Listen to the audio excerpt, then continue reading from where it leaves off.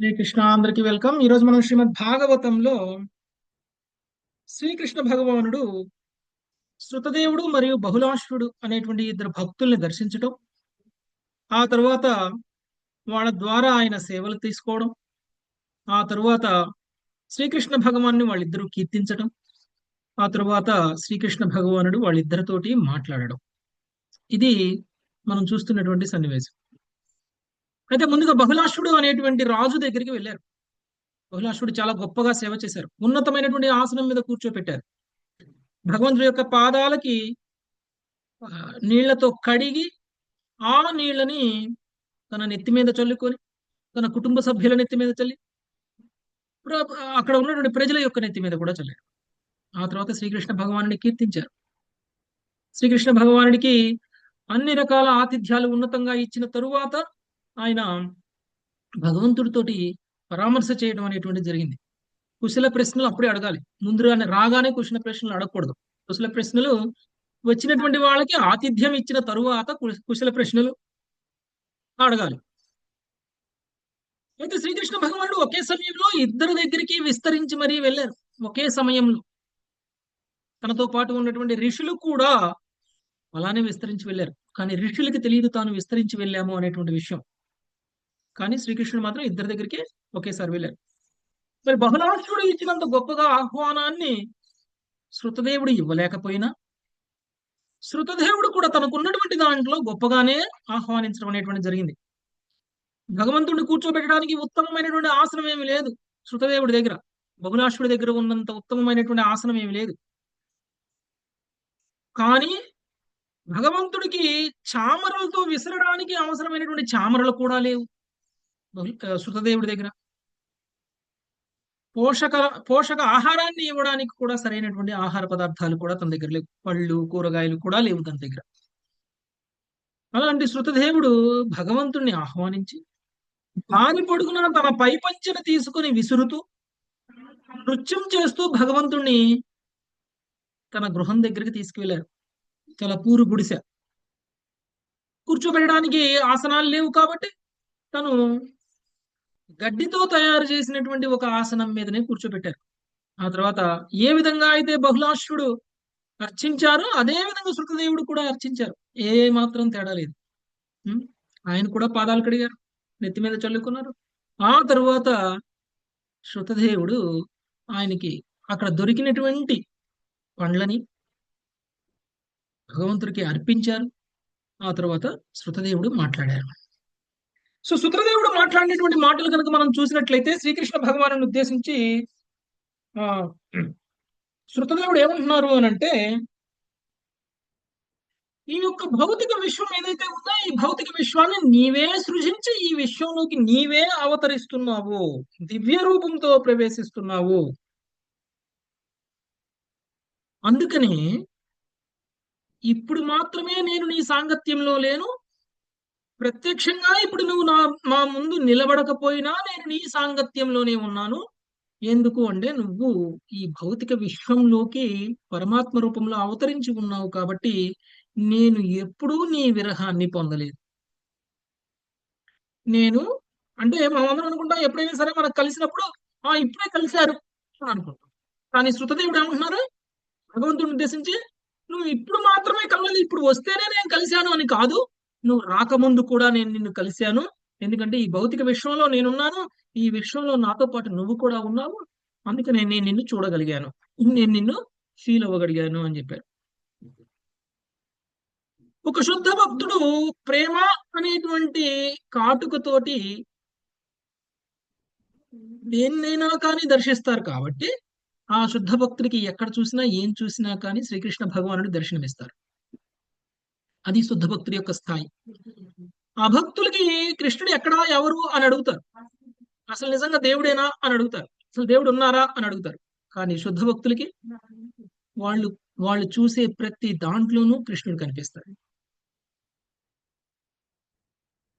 అందుకని శృతదేవుడు నేను ఇంతకు ముందు కూడా నేను నిన్ను దర్శనం చేసుకుంటూనే ఉన్నాను అనేటువంటి విషయాన్ని చెప్పారు. ఆ తర్వాత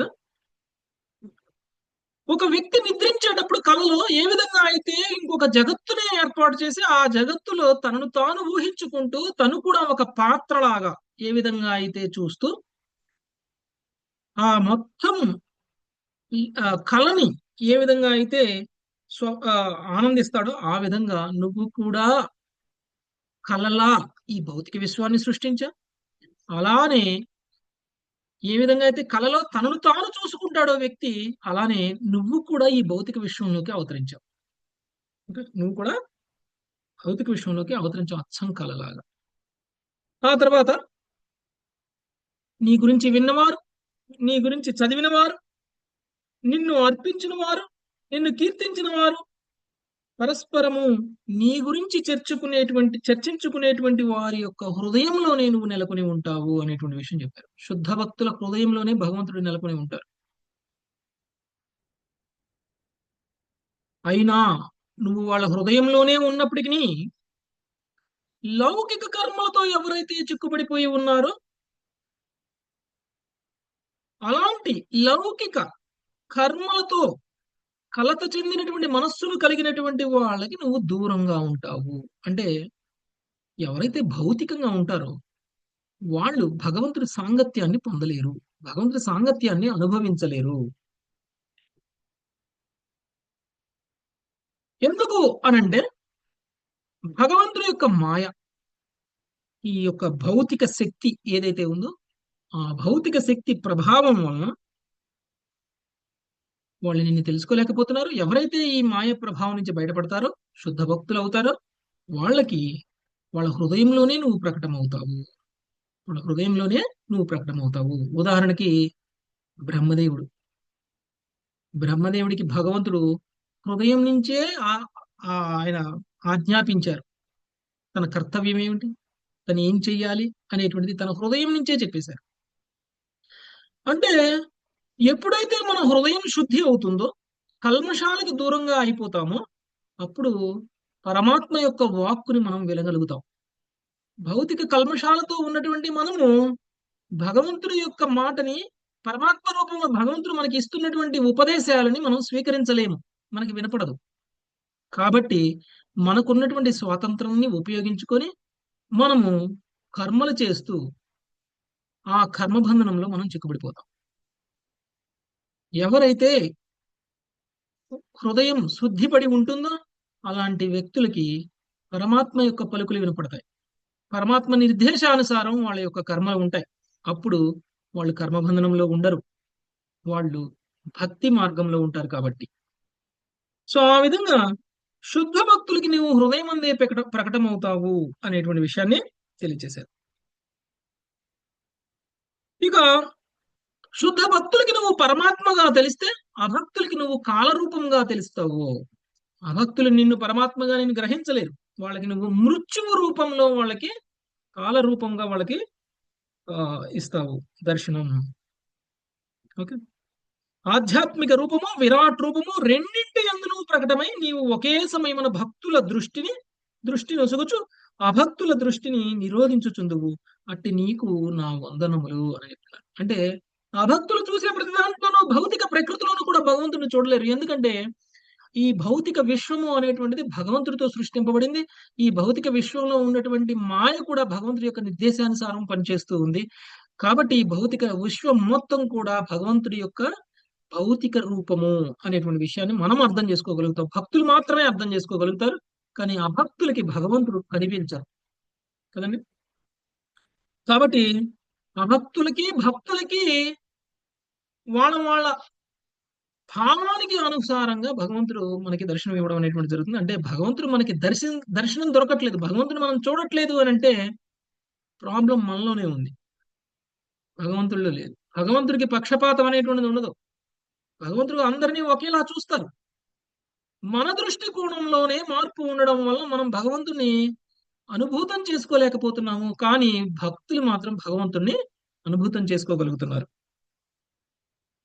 కాబట్టి అలాంటి పరమాత్ముడు మేము నీకు సేవకులము అనేటువంటి విషయం చెప్తారు. ఇది ఒక వ్యక్తి తన నిజ స్థితిని తెలుసుకోగలగడము అంటే.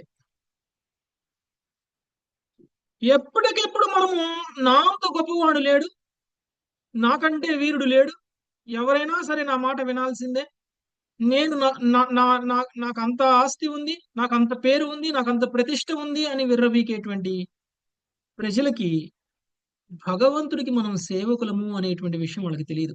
ఎందుకంటే వాళ్ళందరూ మాకే సేవకులు అని అనుకుంటారు. కానీ నేను ఇంకొకళ్ళకి సేవకుణ్ణి అని అనుకునేటువంటి స్థితిలో భౌతికంగా పతనం చెందినటువంటి వ్యక్తులు లేరు. ఎప్పుడైతే మనం భక్తిలో పురోగమిస్తామో అప్పుడు మన యొక్క నిజ స్థితి మనకు తెలుస్తుంది. మరి శృతదేవుడు ఎంత గొప్ప భక్తుడు, శుద్ధ భక్తుడు కాబట్టే స్వయంగా శ్రీకృష్ణ భగవానుడు ద్వారక నుంచి ఋషులను తీసుకొని మరి శృతదేవుడి ఇంటికి మరీ వచ్చారు. లేదంటే రావాల్సినటువంటి అవసరం ఏముంది శ్రీకృష్ణ భగవానుడికి? అంత పర్సనల్ గా వ్యక్తిగతంగా వచ్చి కలవాల్సిన అవసరం ఏముంది? లేదు. శృతదేవుడు ఆ స్థితిలో ఉన్నాడు కాబట్టే ఆయన నిజస్థితిని తెలుసుకోగలిగినటువంటి ముక్తాత్మ. అందుకనే ఆయన ఏమన్నాడు, నేను మీకు సేవకుని, నీ సేవకు నీకు ఎలాంటి సేవ చేయ నీకు నేను ఎలాంటి సేవ చేయాలో చెప్పాలి అని అడుగుతున్నారు. మామూలుగా అయితే మనం అందరం ఏం చేస్తామండి, గుళ్ళోకి వెళ్ళి భగవంతుడి దర్శనం చేసుకుని భగవంతుడా నీకేం కోరిక కావాలో కోరుకో నేను తీరుస్తాను అని ఎవరైనా అంటారా? మనకేం కావాలో అడుగుతాం ఫస్ట్. మనం కోరుకుంటాం. మనం ఏం చేస్తాం, మన గుళ్ళోకి వెళ్ళి మన కోరిక ఏంటో చెప్తాం. కానీ శృతదేవుడు ఏం చెప్తున్నారు, భగవంతుని దర్శనం చేసుకుని భగవంతుడా నీ కోరిక ఏంటో చెప్పు, నీకు నేను ఎలా సేవ చేయాలో చెప్పు అని అంటున్నారు. అది శుద్ధ భక్తుడి స్థాయి. అది శుద్ధ భక్తుడి స్థాయి.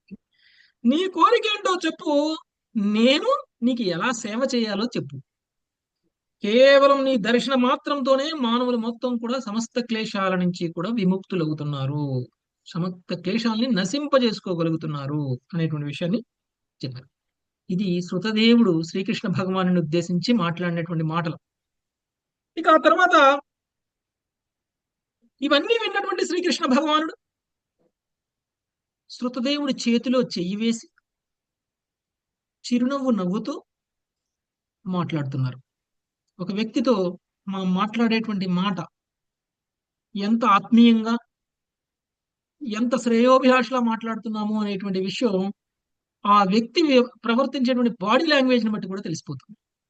భగవంతుడు ఎక్కడో దూరం నుండి మాట్లాడొచ్చు, చేతిలో చెయ్యి వేసి మరీ మాట్లాడుతున్నారంటే మనం కూడా ఎవరైనా దగ్గర వాళ్ళు అనుకోండి, మనం ఇంకా క్లోజ్ గా అభిమానంగా ఆత్మీయంగా చెప్పాలంటే ఏం చేస్తాం, వాళ్ళ మీద చెయ్యి వేసు, వాళ్ళ చేతిలో చెయ్యి వేసు మనం చెప్తాం. కానీ శ్రీకృష్ణ భగవానుడు కూడా శృతదేవుడి చేతిలో చెయ్యి వేసి మరీ చెప్తున్నారు. అంటే ఒక శ్రేయోభిలాషి మాట్లాడేటువంటి మాట. అంటే అలా చెప్పేటువంటి వ్యక్తి మన మంచి కోరి మనల్ని ఉద్ధరించడం కోసం, మన మీద ప్రేమతో, మన మీద అభిమానంతో మనకి చెప్తున్నటువంటి విషయం. ఇప్పుడు శ్రీకృష్ణ భగవానుడు శృతదేవుడితోటి ఏం చెప్పారు, ఏమిటి శృతదేవుడు మాధ్యమం ద్వారా శ్రీకృష్ణ భగవానుడు తన శుద్ధ భక్తులకి చెప్పాలనుకుంటున్న విషయం అనేటువంటి ఈరోజు మనము చూద్దాం. 51వ శ్లోకం. నాగలక్ష్మి మాతాజీ. శ్రీ భగవానువాచ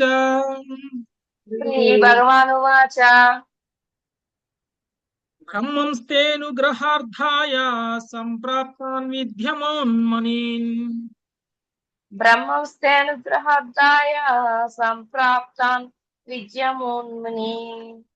సంచరంతి మయా లోకాన్ పునంతః పాదరేణుభిః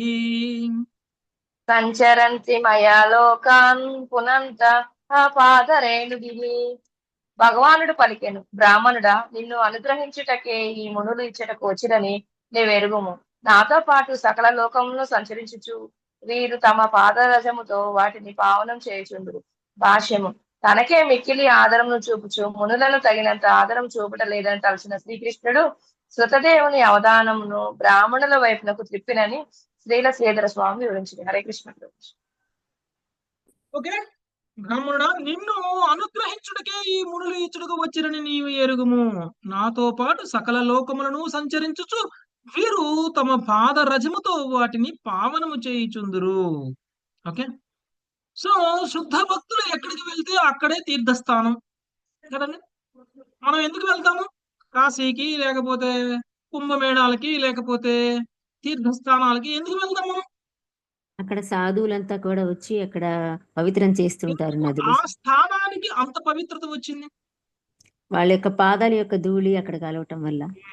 శుద్ధ భక్తులు ఎక్కడ తిరుగుతారో అక్కడ పవిత్రత అనేటువంటిది ఏర్పడుతుంది. యాక్చువల్ గా గంగా జలాన్ని కూడా శుద్ధి చేయగలిగినటువంటి స్థాయి శుద్ధ భక్తులకు ఉంటుంది. గంగా జలము అందరి పాపాలని కడిగేసి గంగాజలం మలినమైపోతే మరి అలాంటి గంగా జలాన్ని శుద్ధి చేయగలిగినటువంటి శక్తి ఎవరికి ఉంటుంది అంటే శుద్ధ భక్తులకు ఉంటుంది. స్వయంగా గంగే మొరపెట్టుకుంటే నా భక్తులు వచ్చి నీ దగ్గర స్నానం చేస్తారు, అప్పుడు నువ్వు శుద్ధైపోతావు అని చెప్పడం జరుగుతుంది. ఎందుకంటే కలియుగంలో అందరూ పాపాత్ములే.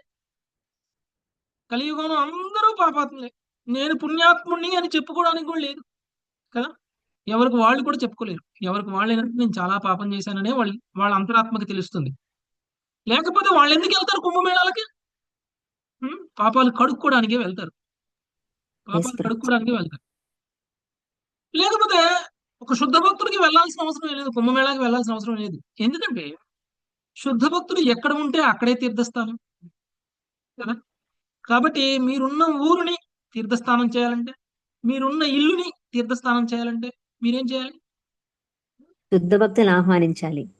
శుద్ధ భక్తుల్ని తయారు చేయాలి.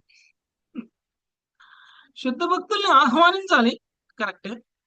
అది ఎప్పుడో ఒకసారి. అది ఎప్పుడూ పవిత్రంగానే ఉండిపోవాలంటే శుద్ధ తయారు చేయాలి. శుద్ధ భక్తులు ఉండండి. అప్పుడు మీ ఊరు తీర్థస్థానం అవుతుంది. అందరూ వచ్చి పావనం అయిపోతారు అలాంటి తీర్థస్థానాలకు వస్తే కదా. ఎందుకు మేము వచ్చాం మీ ఊరికి అంటే మేము పావనం అవడానికి వచ్చాం. ఎందుకంటే మీ ఊర్లో అందరూ శుద్ధ భక్తులు ఉన్నారు కాబట్టి.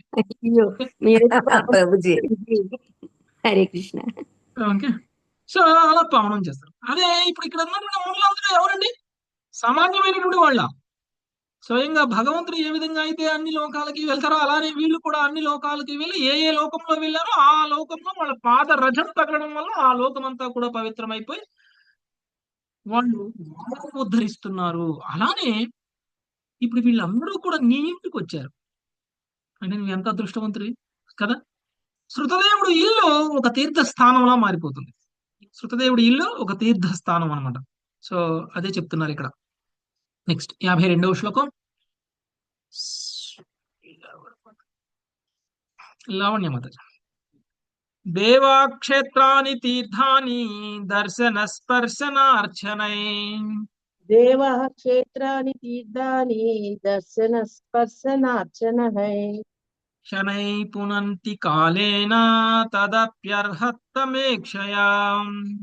శనై పునంతి కాలేన తదప్యర్హత్తమేక్షయా. దేవతామూర్తులు క్షేత్రములు తీర్థములు దర్శన స్పర్శన అర్చనములచే మనుషుని క్రమంగా పునీతిని చేయగలవు. కానీ అదే ఫలితమును మనుషుడు పూజనీయులకు మునులు కృపావీక్షణంచే శీఘ్రమే పడేయగలదు. భాష్యము. ఏకాంతంగా ఉండి తమ సిద్ధిని గురించి ఆలోచించేందుకు బదులుగా ఉన్నతులకు వైష్ణవ బ్రాహ్మణులు భగవద్భక్తి యొక్క వరదానమును పంచుటకు తమ జీవితములను అంకితము కావింతురు. దీనిని గురించి ప్రాచీన బర్హిస్తులు ఇట్లు పలికిరి. తేషాం విచరతాం పద్భ్యాం తీర్థానాం పావనేక్షయ భీతస్య కిం నరో చేత తావకానం సమాగమః. దేవా, నీ ఆంతరంగిక సేవకులు తీర్థస్థానములను కూడా పవిత్రం చేసిన ఉద్దేశంతో లోకమంతటిని సంచరించుకుందురు. నిజంగా సంసార భీతులైన వారికి అట్టి కార్యమును ముదమును గూర్చుకుందునా. భాగవతం 4.30.37. భక్త ప్రహ్లాదు దీని గురించి ఇట్లు పలికెను. ప్రాయేణ దేవమునయః స్వముక్తి కామా మౌనం చరంతి విజనేన పరార్థనిష్టః నైతాన్ విహాయ కృపణాన్ విముక్షయేకో నాణ్యం త్వదస్య శరణం భ్రమతోనుపశ్యే. ఓ నృసింహదేవ, పలువురు సాధు పురుషులను వారు కేవలము తమ ఉద్ధారమునందే అభిరుచిని కలిగి ఉన్నట్లు నేను గాంచితిని. నగరములను పట్టణములను పట్టించుకొనక వారు హిమాలయములకో అరణ్యములకో వెడలి మౌనవ్రతంతో ధ్యానం ఆచరించరు. పరులను ఉద్ధరించటంలో వారికి అభిరుచి లేదు. కానీ నాకు సంబంధించినంత వరకు ఈ దీనులకు మూడులను వదిలి నేనొక్కడనే ముక్తి నొందగోరను. భక్తి భావన రహితంగా నీ పాద పద్మాశ్రయం లేకుండా ఎవడనూ సుఖవంతుడు కాజాలడని నేను ఎరుగుదును. కనుక వారందరినీ నీ చరణ కమలాశ్రయమునకు చేర్చవలనని నేను కోరుచున్నాను. హరే కృష్ణ ప్రభుజీ, ధన్యవాదాలు. ఎప్పుడైతే ఈ శుద్ధ భక్తులైనటువంటి సాధువులు మీ ఇంటికి వచ్చినప్పుడు మీరేం చేయాలి? అలాంటి శుద్ధ భక్తులైనటువంటి సాధువులని గౌరవించాలి, వాళ్ళని పూజించాలి, అర్చించాలి. అప్పుడు ఏమవుతుంది దానివల్ల? దానివల్ల మనకే లాభం కలుగుతుంది. ఎలాంటి లాభం కలుగుతుంది?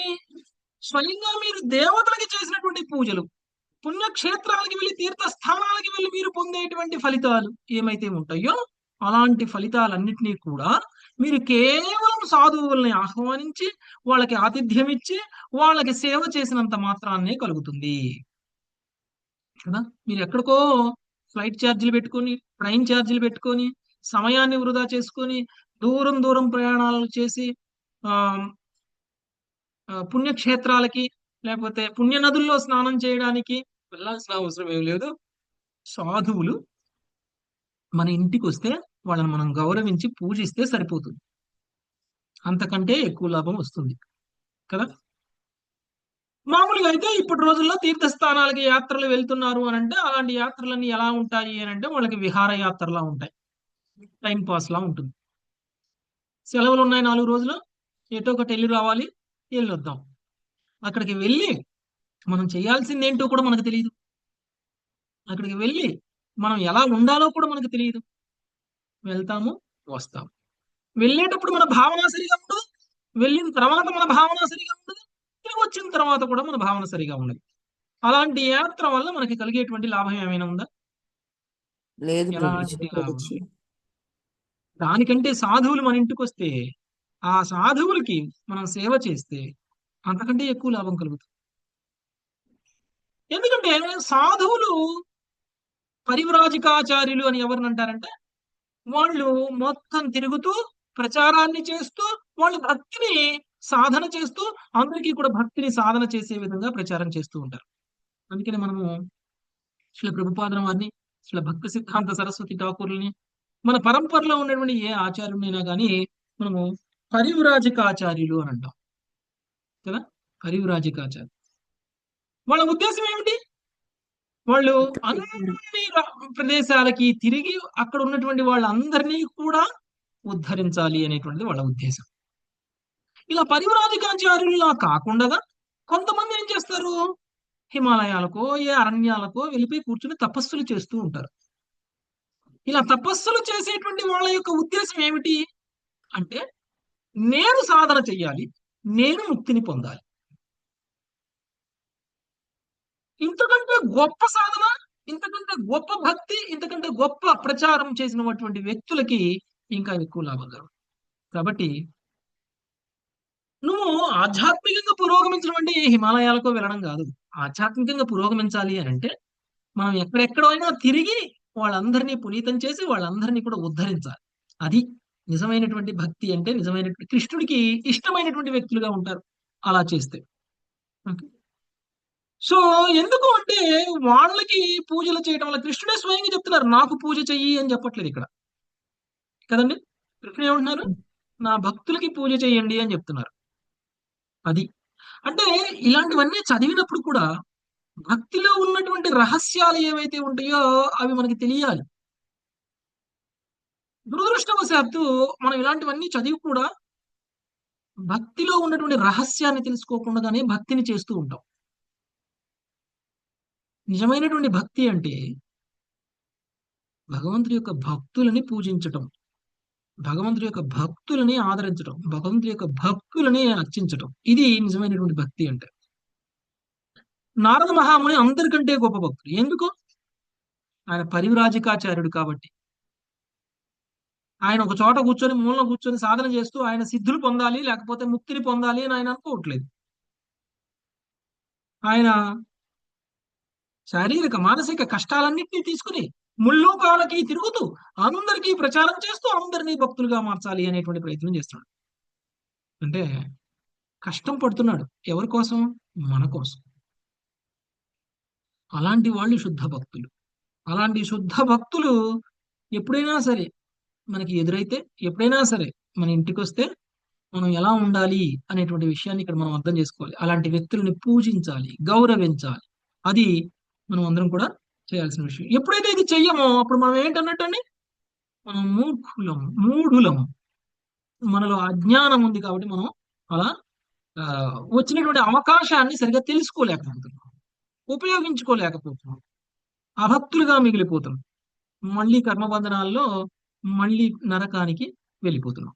ఓకే, కాబట్టి సాధు పురుషులకి మనం ఎంత సేవ చేస్తే అంత లాభం మనకి, ఎందుకంటే వాళ్ళు వచ్చేదే మనల్ని ఉద్ధరించటం కోసం. ఓకే, నెక్స్ట్ 53వ శ్లోకం. ఆ గుర్రం ప్రమీల మాతాజీ. బ్రాహ్మణో జన్మనా శ్రేయాన్ సర్వేషాం ప్రాణినామిహ బ్రాహ్మణో జన్మనాశ్రేయాన్ సర్వేషాం ప్రాణినామిహ తపసా విద్యయా తుష్ట్యా కిము మత్కలయాయుతః. తపసా విద్యయా తుష్ట్యా కిము మత్కలయాయుతః. జన్మచేతనే బ్రాహ్మణుడు లోకమందరి సకల జీవులలో శ్రేష్ఠుడై ఉన్నాడు. అతడు తపస్సు, విద్య, ఆత్మసంతుష్టితో కూడిన వాడైనప్పుడు మరింత ఉన్నతుడగును. అయినచో నా ఎడ భక్తి కలవాడైనప్పుడు ఇక చెప్పునదేమున్నది. హరే కృష్ణ ప్రభుజీ. జన్మత వచ్చేటువంటి వర్ణం ఏదైతే ఉందో అది ఆ సరి అయినది ఇది కాదు. అంటే ఇప్పుడు మనం పుట్టుకతో బ్రాహ్మణం అయిపోయాం అనుకోండి, పుట్టుకతో బ్రాహ్మణులు అయినా కానీ మిమ్మల్ని గౌరవించవచ్చు. రెండవది, పుట్టుకతో బ్రాహ్మణుడు అయి ఉండి మన యొక్క కర్మలతోటి మనం బ్రాహ్మణులం కాలేదనుకోండి, అప్పుడు కర్మలతో కూడా బ్రాహ్మణుడు అయినటువంటి వ్యక్తికి ఇవ్వాల్సినంత గౌరవాన్ని ఇవ్వాల్సిన అవసరం లేదు. ఓకే, అదే ఒకవేళ కర్మలతో బ్రాహ్మణుడు అవడమే కాకుండా ఒకవేళ కృష్ణ భక్తుడు అయ్యాడు అనుకోండి, ఇంకా ఎంత గొప్పవాడు ఆ బ్రాహ్మణుడు. అలాంటి బ్రాహ్మణుని మనము వైష్ణవులము అని అంటాం, వైష్ణవులు అని అంటారు. అంటే ఒకవేళ నువ్వు పుట్టుకతో బ్రాహ్మణుడు కాకపోయినా ఒకవేళ మీరు వైష్ణవులు అయ్యారనుకోండి, మీరు బ్రాహ్మణుల కంటే పై స్థాయిలో ఉన్నట్లు భగవంతుడు ఇక్కడ చెప్తున్నారు. వైష్ణవులది పై స్థాయా, బ్రాహ్మణులది పై స్థాయా అంటే ఎందుకు వైష్ణవులది పై స్థాయి? ఎందుకంటే ఏ వర్ణాశ్రమ ధర్మం యొక్క ముఖ్య ఉద్దేశమైనా సరే భక్తిలో పురోగమించాలి, మన వర్ణాన్ని ఉద్ధరించుకోవాలి. స్లోగా వర్ణాశ్రమ ధర్మానికంటే కూడా పైకి వెళ్ళిపోయి వర్ణాశ్రమ ధర్మాన్ని మించి మనము కృష్ణ భక్తులుగా మారాలి. అంటే మనల్ని ఒక ఫ్రేమ్ వర్క్ లో, వర్ణాశ్రమ ధర్మము అనేటువంటి ఫ్రేమ్ వర్క్ లో మనల్ని ప్రోగ్రెస్ అయ్యేలా చేసి మనం స్లోగా కృష్ణ భక్తి వరకు వెళ్ళగలిగితే అప్పుడు వర్ణాశ్రమ ధర్మంలో ఉన్నందుకు మనకి లాభం ఉంటుంది. కొన్నిసార్లు ఏమవుతుందంటే ఈ వర్ణాశ్రమ ధర్మంలో ఉన్నప్పుడు మనము మన వర్ణానికి, మన ఆశ్రమానికి సంబంధించినటువంటి ధర్మాన్ని నిర్వర్తించేటువంటి సమయంలో మనము మాయ ప్రభావానికి లోనైపోయి ఉంటాం కాబట్టి కర్మబంధనాల్లో లోనైపోతాం. అదే ఒకవేళ తెలివి గలవాడి అనుకోండి, అప్పుడు ఏమవుతుంది, మనము డైరెక్ట్ గా కృష్ణ భక్తిలోకి రాగలగాలి.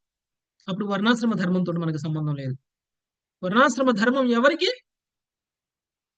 భౌతికంగా జీవించేటువంటి వ్యక్తులు ఆధ్యాత్మికంగా మారడం కోసం. అదే ఆల్రెడీ కృష్ణ భక్తులైనటువంటి వాళ్ళకి వర్ణాశ్రమ ధర్మానికంటే పైన ఉన్నట్టు. అవసరం లేదని కాదు, వర్ణాశ్రమ ధర్మానికంటే పైన ఉన్నట్టు. మనం అందరం వర్ణాశ్రమంలోనే ఉన్నాం కదా. ప్రత్యేకించి మనకి ఆ వర్ణాశ్రమంలో ఉన్నటువంటి రూల్స్ అండ్ రెగ్యులేషన్స్ మనకి ప్రత్యేకించి వర్తించేది ఏమీ లేదు కొత్తగా. మనం కూడా గృహస్థ జీవనాన్ని గడుపుతున్నాము. ఎలా ఉండాలి ఒక గృహస్థుడు అలానే ఉంటున్నాము, అలానే ఉంటూ కృష్ణ భక్తులు కూడా చేస్తున్నాము. సో ప్రత్యేకించి మనం వర్ణాశ్రమ ధర్మంలో ఉండి మనం చేసేది ఏం లేదు. కాబట్టి మనం ఆల్రెడీ వర్ణాశ్రమ ధర్మం కంటే కూడా ఉత్తమంగా ఉన్నాం. అయితే ఇక్కడ మనం గ్రహించాల్సింది ఒకటి ఏమిటి అని అంటే, ప్రతి వైష్ణవుడు బ్రాహ్మణుడి యొక్క గుణాలన్నింటినీ కలిగి ఉంటాడు, అంతకంటే ఉత్తమంగా కృష్ణ భక్తిని కూడా పొంది ఉంటాడు. కాబట్టి వైష్ణవుడు ఉన్నతమైనటువంటి వాడు. అలా అని ప్రతి బ్రాహ్మణుడు వైష్ణవుడు అవ్వాలని ఏం లేదు. ప్రతి వైష్ణవుడు కూడా బ్రాహ్మణుడే, కానీ ప్రతి బ్రాహ్మణుడు వైష్ణవుడు ఏమీ కాదు. కాబట్టి భగవంతుడు మనకిచ్చినటువంటి ఉత్తమ వర్ణాన్ని కనుక మనం ఉపయోగించుకొని కృష్ణ భక్తులం కనుక అవగలిగినట్లయితే మన జన్మ సార్థకమవుతుంది. అలా కాకుండా వర్ణాన్ని పతనం చెందేలాగా మన ప్రవర్తనలో ఉన్నట్లయితే, అంటే అధమ కులం కుటుంబ వస్తువుల్ని వివాహం చేసుకోవడం, లేదంటే అధమ కులంలో ఉన్నటువంటి అంటే ఉత్తమ వర్ణమైనటువంటి బ్రాహ్మణ వృత్తి కాకుండా క్షత్రియ వృత్తో, వైశ్యుల వృత్తో, శూద్రుల వృత్తో కనుక చేసుకుంటూ ఉండిపోయామనుకోండి, అప్పుడు ఏమవుతుందండి, మనము క్షీణించినటువంటి వాళ్ళం అవుతాం. మనము వర్ణాశ్రమ ధర్మంలో కిందికి మెట్లు దిగుతున్నటువంటి వాళ్ళం అవుతాం. మెట్లు ఎక్కుతున్నటువంటి వాళ్ళం. కాబట్టి ఎవరు ఏ వర్ణంలో ఉన్నా ఆ వర్ణం యొక్క ధర్మాన్ని ఆచరిస్తూ ఒక్కొక్క మెట్టు పైకి ఎక్కాలి, కానీ కిందకి దిగకూడదు. అంటే ఉన్నతంగా మనం అందరం కూడా ఉండడానికి ప్రయత్నం చేయాలి. ఓకే హరే కృష్ణ ప్రభుజీ. ఒకవేళ ఆ తక్కువ వనంలో వాళ్ళైనా కృష్ణ భక్తులుగా ఉన్నట్లయితే ప్రభుజీ, అసలు వాళ్ళు వైష్ణవులుగా ఉంటే కృష్ణభక్తులుగా ఉన్నట్లయితే పర్వాలేదు. వాళ్ళు ఉమ్, ఇంకప్పుడు ఆ వర్ణాశ్రమంలోనే లేనట్టు ఉన్న ఆ లేని వర్ణాశ్రమం పైన ఉన్నట్లు బ్రాహ్మణుల కంటే ఉత్తమ స్థాయి అన్నట్టు. ఉమ్, ఓకే, ఓకే వాళ్ళకి వర్ణాశ్రమంతో సంబంధం లేదు. ఓకే, వాళ్ళు కూడా వైష్ణవుల కిందకే వస్తారు కదా ప్రభుజీ. వాళ్ళు వైష్ణవులే. ఉమ్, ఎస్. ఓకే ప్రభుజీ. నెక్స్ట్ 54వ శ్లోకం. సునీత మదర్, సునీత కంఠమని. నా బ్రహ్మణాన్మే దయితం రూపమేతచ్చతుర్భుజం न ब्राह्मणान्मेदयितं रूपमेतच्चतुर्भुजं సర్వవేదమయో విప్రః సర్వదేవమయో యః సర్వదేవమయో హ్యవయం. सर्ववेदमयो विप्रः सर्वदेवमयो ह्ययम्. భావం: నా చతుర్భుజ రూపమైనను బ్రాహ్మణుని కన్నను నాకు ప్రియమైనది కాదు. నేను సర్వదేవతామయుడనైనట్లు బ్రాహ్మణుడు సర్వవేదమయుడై ఉన్నాడు. భాష్యము: వస్తు జ్ఞానము అనునది అంటే ప్రమేయం అనునది ఎరుగగలిగే సాధనములపై ప్రమాణము ఆధారపడి ఉండునని న్యాయశాస్త్రమును బట్టి తెలియవచ్చుచున్నది. దేవదేవుడు కేవలము వేదముల ద్వారానే తెలియబడును. కనుక లోకమునకు తనను వెల్లడి కావించుకొనుటకు అతడు వేదమూర్తులైనట్టి బ్రాహ్మణులపైననే ఆధారపడి ఉండును. శ్రీకృష్ణ భగవానుడు సర్వదేవతామయుడు విష్ణు తత్వమయుడు అయినప్పటికీ తాను బ్రాహ్మణులకు కృతజ్ఞుడనని ఆ దేవదేవుడు భావించును. హరే కృష్ణ ప్రభుజీ, ధన్యవాదాలు. అందుకనే నమో బ్రాహ్మణ్య దేవాయ గో బ్రాహ్మణ హితాయ చ జగద్వితాయ కృష్ణాయ గోవిందాయ నమో నమః. మనం అదే కదా చెప్పుకుంటాం కృష్ణుడిని ప్రార్థించేటప్పుడు. కృష్ణుడికి మనం చేసుకునేటువంటి మంత్రం. అంటే ఎందుకు బ్రాహ్మణులకి శ్రీకృష్ణ భగవానుడు అంత ఎక్కువగా విలువిస్తున్నారు అని అంటే, ఈ బ్రాహ్మణులు ఏం చేస్తారండి, వాళ్ళ ముఖత వేద మంత్రాలను పఠిస్తారు, వేదాలను చెప్తారు కదా. వేద మంత్రాలను పఠించడం అంటే ఏం చేస్తున్నట్టు వాళ్ళు కృష్ణుని కీర్తిస్తున్నారు. భగవంతుడిని కీర్తిస్తారు. కృష్ణుడిని కీర్తిస్తున్నట్టు. అంటే ఇక్కడ బ్రాహ్మణులు ఎవరన్నట్టు, భగవంతుడిని కీర్తించే బ్రాహ్మణుడు వైష్ణవుడా కాదా? శుద్ధ వైష్ణవుడు. వైష్ణవుడు. శుద్ధ వైష్ణవులు. అలాంటి వైష్ణవుడు నా చతుర్భుజ రూపం కంటే కూడా నాకు ప్రియమైనటువంటి వాడు అని చెప్తున్నారు. ఉహు. ఓకే, అంటే భగవంతుడు అంటే మీరు ఒకటి అర్థం చేసుకోండి. చతుర్భుజ రూపము నుంచి కృష్ణుడు వచ్చారా, కృష్ణుడి నుంచి చతుర్భుజ రూపం వచ్చిందా అనడానికి ఇది ఒక శ్లోకం Yes. మనకి ఎక్స్ప్లెయిన్ చేస్తుంది. చతుర్భుజ రూపం నాది అని చెప్తున్నారు కృష్ణుడు. అంటే శక్తి కృష్ణుడు ప్రదర్శించినప్పుడు కాదు. ఏ వ్యక్తి అయినా శక్తి ప్రదర్శించినంత మాత్రాన గొప్పవాడేం కాదు, శక్తి ప్రదర్శన చేయకపోయినా గానీ గొప్పవాడే కదండి. అవసరమైతే ఆ వ్యక్తి శక్తిని కూడా ప్రదర్శించగలడు. సో మనం ఏంటి, మనం ఎంత ఎక్కువ శక్తి ప్రదర్శించేటువంటి దేవుడు దొరుకుతాడో ఆ శక్తి ప్రదర్శించే దేవుడికి మనం ఆకర్షితులు కదండి. అది అలానే ద్విభుజ రూపంలో, ద్విభుజ రూపంలో మనలాగా అనిపిస్తున్నారు అనుకోండి, మనకేం ఆకర్షణ ఉంటుంది చెప్పండి కదా. అందుకనే శుద్ధ భక్తులకు తెలుస్తుంది ద్విభుజ రూపం యొక్క ఇంపార్టెన్స్, ద్విభుజ రూపంలో ఉన్నటువంటి అందం, ద్విభుజ రూపంలో ఉన్నటువంటి దర్శనం చేసుకున్నప్పుడు మనకు కలిగేటువంటి ఆనందం శుద్ధ భక్తులకు తెలుస్తుంది. భక్తి స్థాయిని బట్టి వాళ్ళు భగవంతుని దర్శించుకోగలుగుతారు.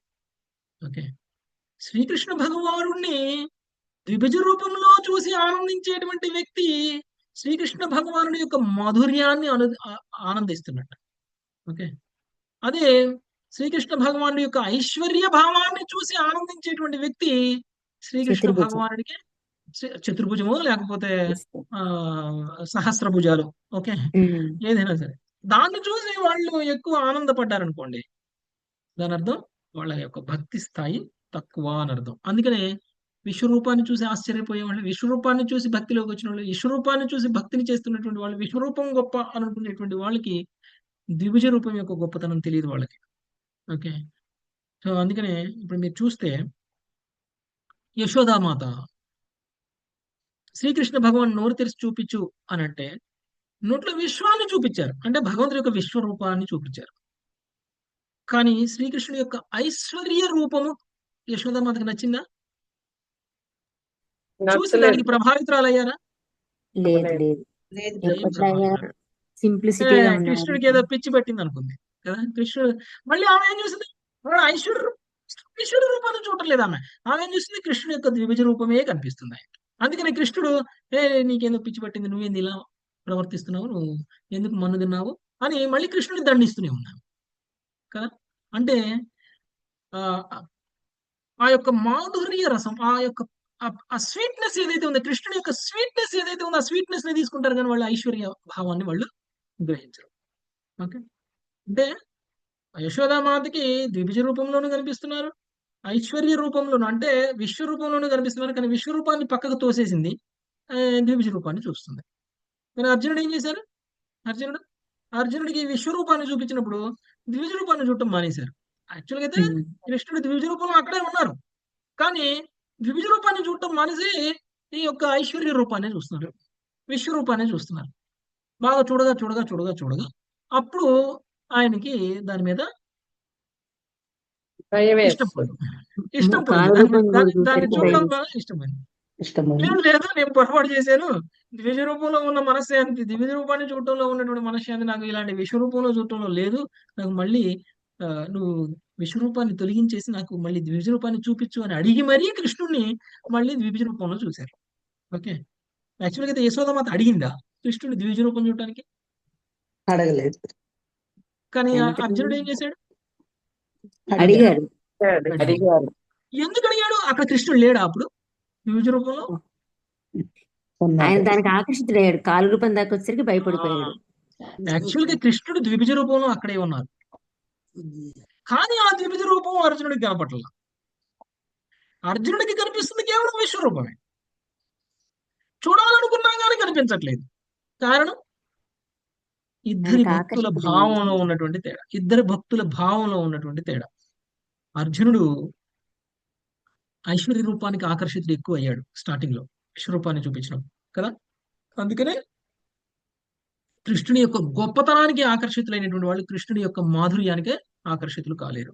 ఓకే, ఆ తర్వాత యశోదామాత కేవల భక్తురాలు కాబట్టి, ఇలాంటి ఐశ్వర్య జ్ఞానయుత భక్తురాలు కాదు కాబట్టి ఆమెకి ఐశ్వర్య రూపం అనేటువంటిది నచ్చలేదు, దాన్ని పక్కకి నెట్టేసింది. ఈవెన్ యోగమాయ ప్రభావం కూడా అలానే పనిచేసింది ఆమె మీద. ఓకే, నెక్స్ట్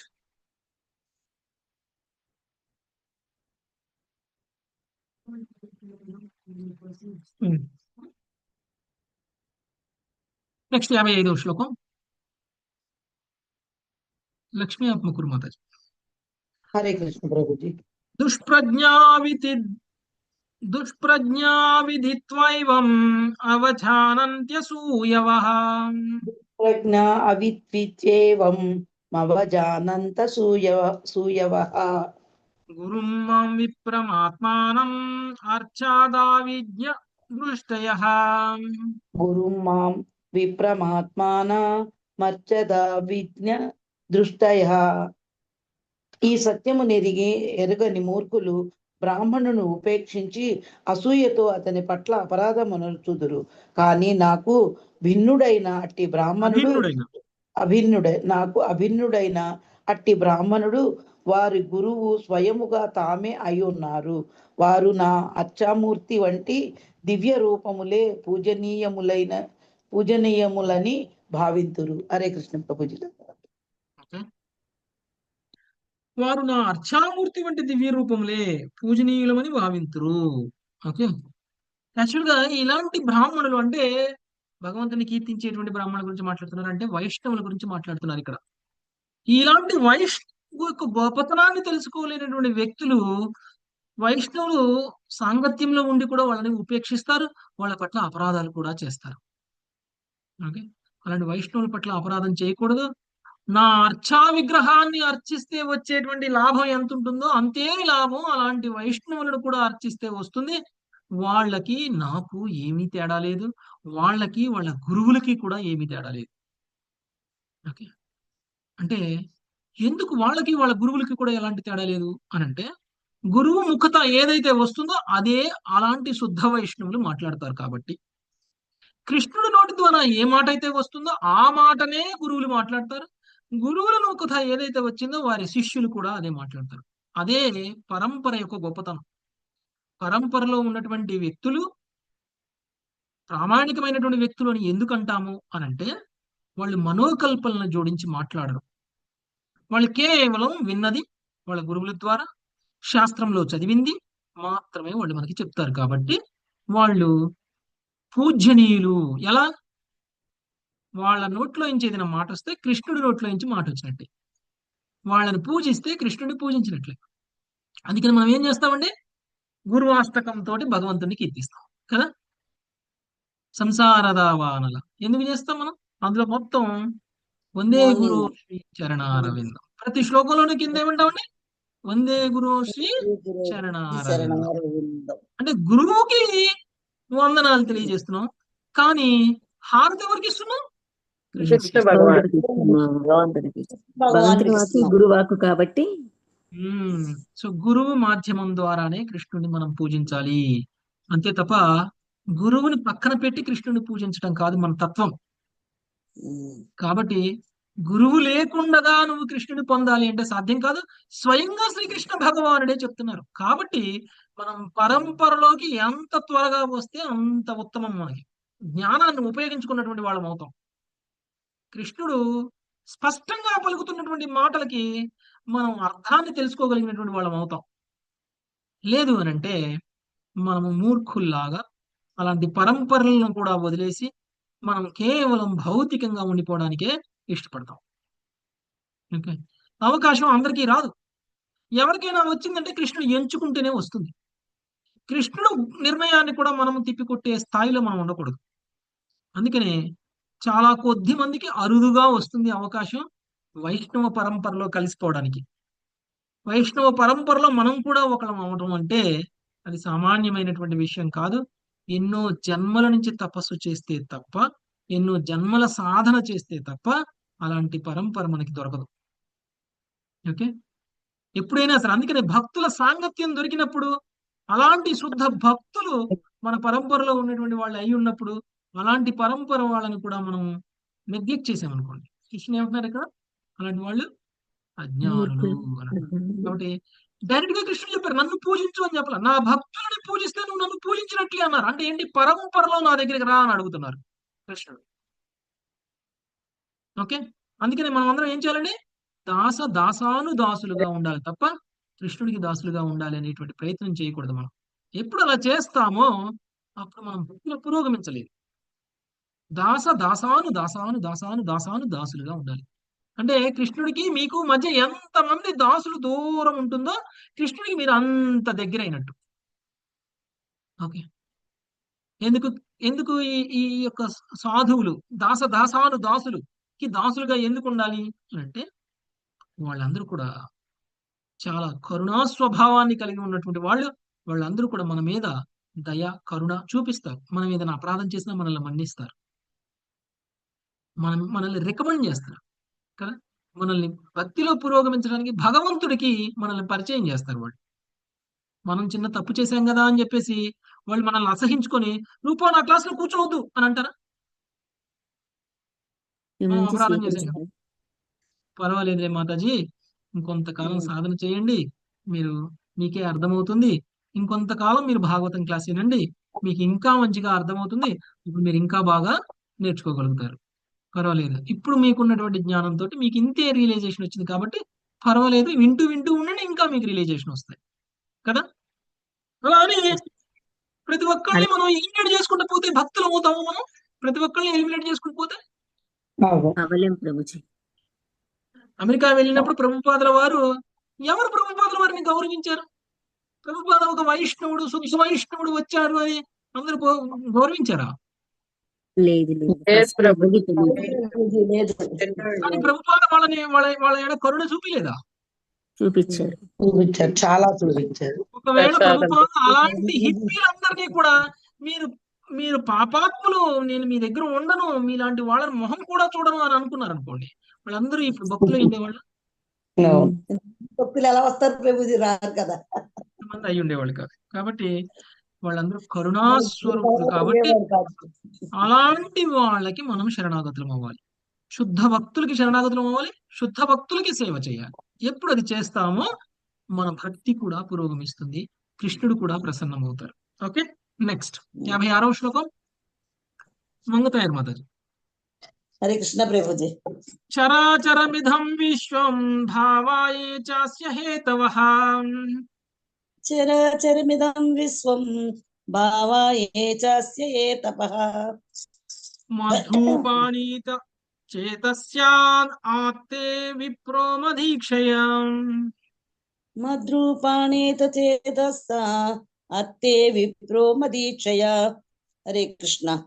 నా అనుభూతి కలవాడైన కారణమున బ్రాహ్మణుడి విశ్వమునందలి చరాచరముకు సమస్తము విశ్వము యొక్క ప్రధాన తత్వములు నా రూపములైన జ్ఞానములో స్థిరుడై ఉండును. హరే కృష్ణ. ఆ ధన్యవాదాలు. అనుభూతి కలవాడైనటువంటి కారణమున బ్రాహ్మణుడు ఈ విశ్వమునందు చరాచరమగు సమస్తము విశ్వము యొక్క ప్రధాన తత్వములు నా రూపములైన జ్ఞానముతో స్థిరుడై ఉండును.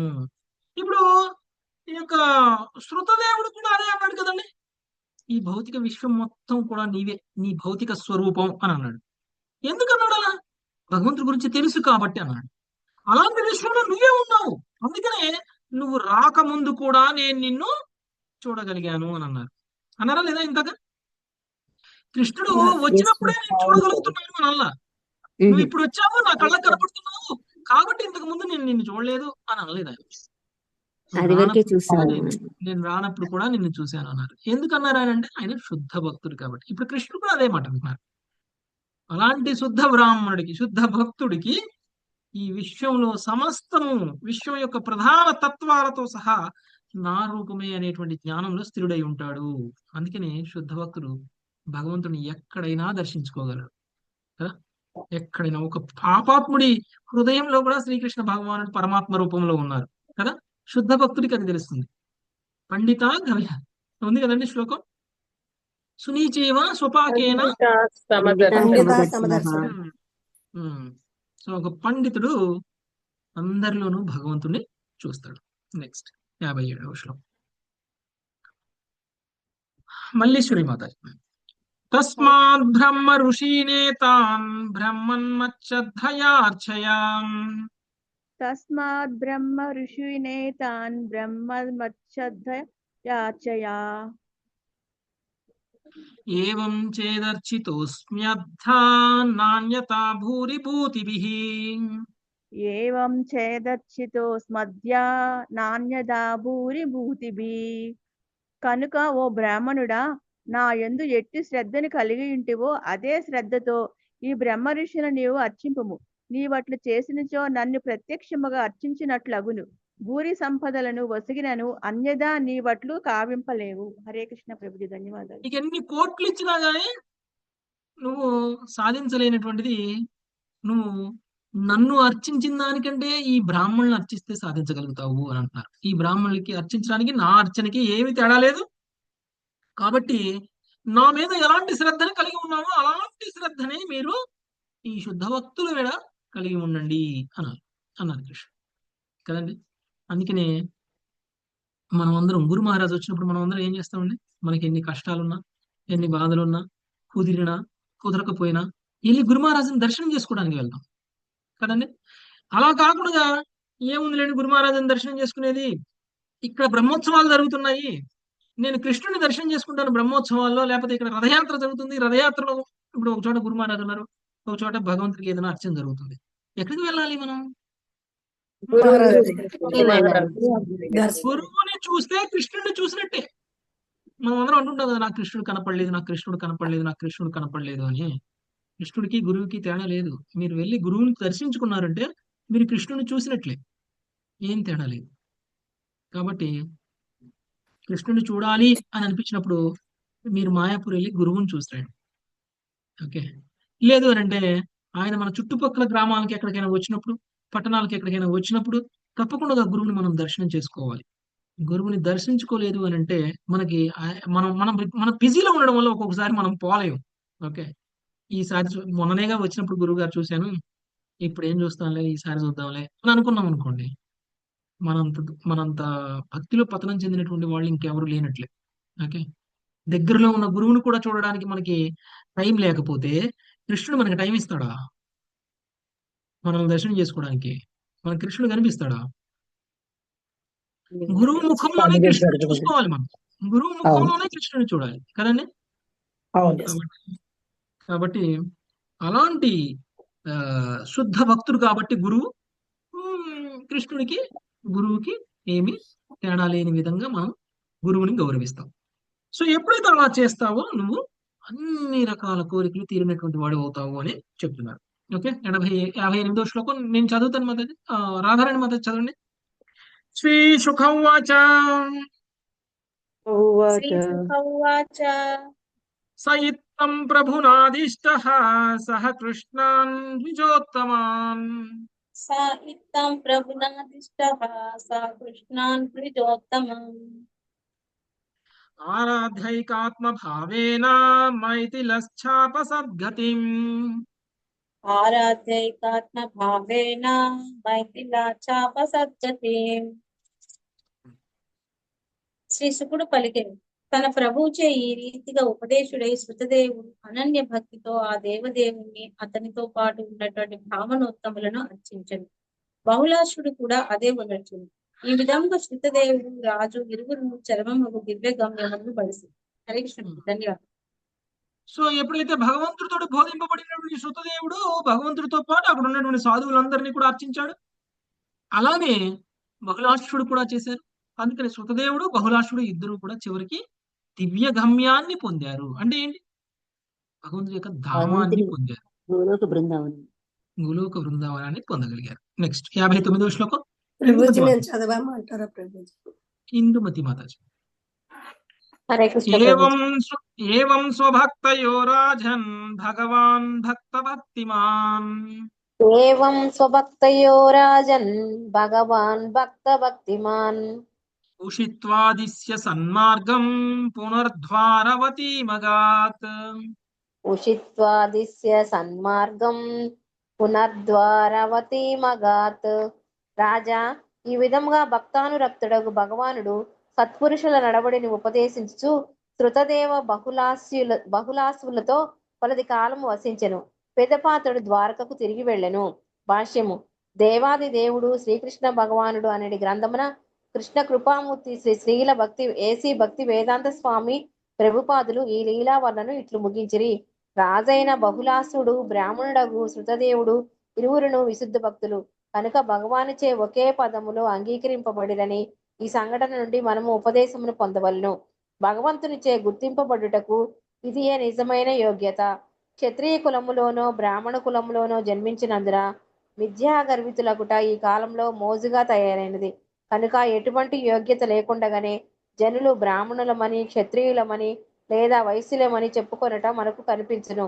కానీ శాస్త్రములలో చెప్పబడినట్లు కలియుగములో పుట్టుకతో ప్రతి ఒక్కడూ శూద్రుడే. సంస్కారం అని తెలియబడి పవిత్రీకరణ కార్యము లేకపోవటే దీనికి కారణము.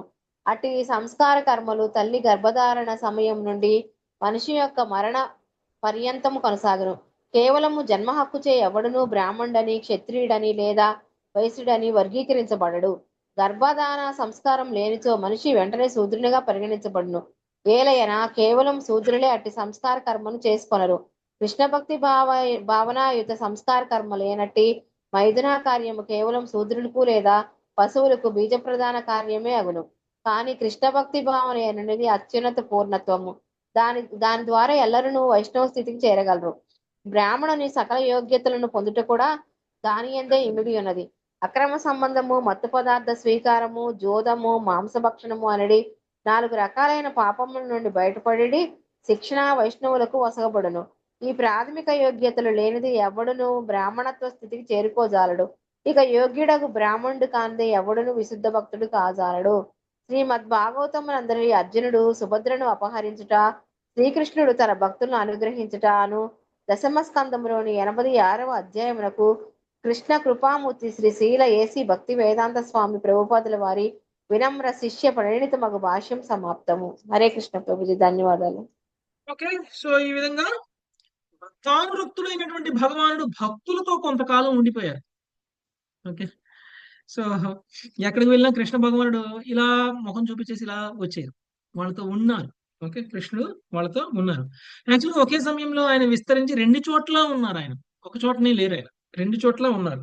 బహుళాశ్వుడితోటి శృతదేవుడితోటి కలిసి కొద్ది కాలం వసించి ఆ తరువాత ఆయన ద్వారకకి తిరిగి వెళ్ళడం అనేటువంటిది జరిగింది. సో ఒక వ్యక్తి ఈ విధంగా భక్తిలో పురోగమించి భగవంతుడి యొక్క ధామానికి వెళ్ళేంత వరకు కూడా వాళ్ళ యొక్క సాధన అనేటువంటిది ఉండాలి. ఎప్పుడైతే మనం ఇలాంటి శాస్త్రాలు చదువుతామో, భాగవతం, భగవద్గీత, చైతన్య చరితామృతం, ఇలాంటి శాస్త్రాలు మనం చదువుతామో భక్తిని ఎలా చేయాలి అనేటువంటి విషయం మనకి తెలుస్తుంది. ఇక్కడ స్వయంగా భగవానుడే మాట్లాడినటువంటి మాట. ఎలా? మీరు ఒక శుద్ధ భక్తుడిని ఆశ్రయించి ఆ శుద్ధ భక్తుడి ద్వారానే నన్ను చేరగలరు అనేటువంటి విషయం మనకి ఇక్కడ డైరెక్ట్ గానే భగవంతుడు చెప్పేశారు. ఓకే, శృతదేవుడికి కానీ బహుళాశ్వరుడికి కానీ నన్ను పూజిస్తే ఎలాంటి ఫలితం వస్తుందో నా భక్తులైనటువంటి ఈ సాధువులను పూజించినా కానీ అలాంటి ఫలితమే వస్తుంది. కాబట్టి సాధువులను పూజించు, నా అర్చా విగ్రహాన్ని పూజించిన దాంతో సమానము అనేటువంటి విషయాన్ని తెలియచేశారు. అది పాటించినటువంటి శృతదేవుడు, బహుళాశ్వరుడు ఇద్దరూ కూడా భగవంతుడి యొక్క ధామానికి వెళ్ళగలిగారు. బహుళాశ్వరుడు ఐశ్వర్యంగా ఉన్నటువంటి వ్యక్తి, భగవంతుని చాలా గొప్పగా చూసుకోగలిగారు. శృతదేవుడు అంత ఐశ్వర్యం లేదు, భగవంతుడికి ఆతిథ్యం కూడా ఇచ్చేటువంటి స్తోమత లేదు. అయినా సరే శృతదేవుడు పొందినటువంటి దివ్యమైనటువంటి గమ్యానికి, బహుళాశ్వరుడు పొందినటువంటి దివ్యమైనటువంటి గమ్యానికి ఏం తేడా లేదు. కారణం, ఇద్దరు సాధువులని పూజించారు, ఇద్దరు శుద్ధ భక్తులని పూజించారు, సేవించారు. కాబట్టి సో ఇదే భక్తిలో రహస్యం అంటే. ఓకే, కాబట్టి మనము శుద్ధ భక్తులని పూజించడము అంటే కేవలం వాళ్ళని పిలిచి వాళ్ళ కాళ్ళు కడిగి నెత్తిన చల్లుకోవడం మాత్రమే పూజ కాదు. వాళ్ళ యొక్క ఉపదేశాలని స్వీకరించడం కూడా వాళ్ళకి సేవ చేయటమే. ఓకే, వాళ్ళ యొక్క ఉపదేశాలను స్వీకరించి వాళ్ళు ఎలా చెప్పారో మనం అలా చేసాము అంటే మనం వాళ్ళకి సేవ చేసినట్టే. కాబట్టి ఒక శుద్ధ వైష్ణవుడి నోట్లో నుంచి వచ్చినటువంటి మాటని మనం గౌరవించాలి, ఆయన చెప్పేటువంటి దాన్ని మనం తూచా తప్పకుండా పాటించాలి.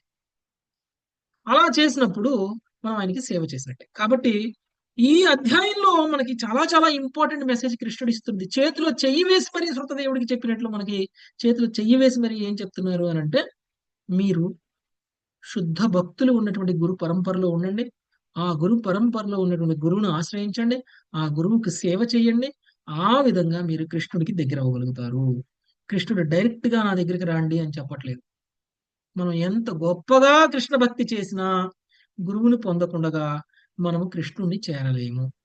కాబట్టి కృష్ణుడి ద్వారానే వచ్చినటువంటి ఈ మెసేజ్ ను మనం అందరం కూడా స్వీకరించి మనం ఒక్కొక్క అడుగు ముందుకేద్దాం సాధనలో.